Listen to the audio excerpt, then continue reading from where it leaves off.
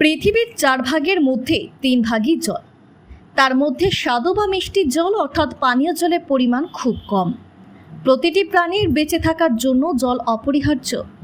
সাম্প্রতিককালে এক সমীক্ষায় দেখা গেছে দক্ষিণ আফ্রিকার রাজধানী শহর কেপ টাউনকে বিশ্বের প্রথম জলহীন শহর হিসেবে ঘোষণা করা হয়েছে।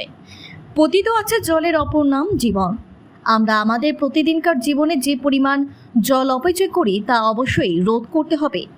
এই আহ্বানকে সামনে রেখে আজ দূষণ নিয়ন্ত্রণ প্রসাদ ও মহিলা মহাবিদ্যালয়ের NSS ইউনিটের উদ্যোগে এক সচেতনতা প্রচার অনুষ্ঠিত হয়।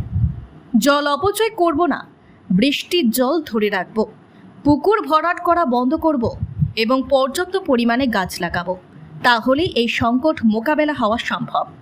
এই আহ্বানকে সামনে রেখে আজকের এই প্রচার চালায় তারা। আমরা সকলেই এই ব্যাপারে অবগত যে পৃথিবীতে 4 ভাগের 3 ভাগ হচ্ছে জল। তার মধ্যে আমাদের পানীয় জলের পরিমাণ কিন্তু খুবই কম।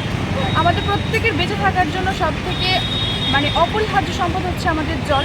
সাম্প্রতিককালে একটি পরীক্ষা করে দেখা গেছে যে দক্ষিণ আফ্রিকার যে রাজধানী কেপ টাউন শহরটি বিশ্বের প্রথম জলহীন শহর বলে ঘোষণা করা হয়েছে এবং সেই যাত্রা কিন্তু দুঃখজনক যাত্রা আমাদের ভারতবর্ষেও কিন্তু প্রবেশ করেছে এবং মানুষের ক্রিয়াকলাপের ফলে আমাদের ভারতবর্ষের বিভিন্ন রাজ্য সেই জল সংকটের মুখে পড়েছে।